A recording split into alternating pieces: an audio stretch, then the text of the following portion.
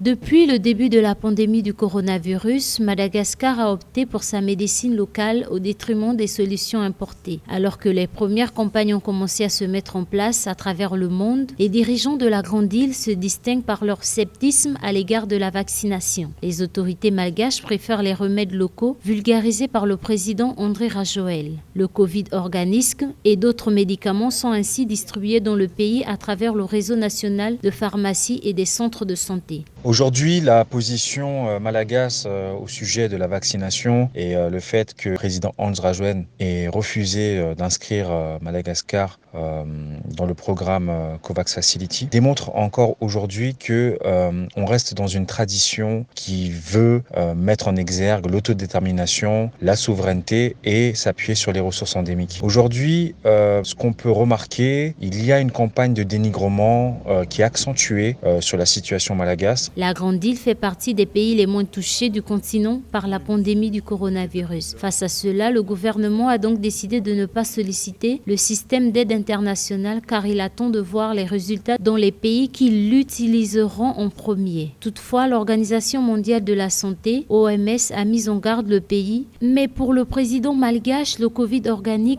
renforce les défenses immunitaires et permet une guérison rapide en 7 voire 10 jours de la maladie.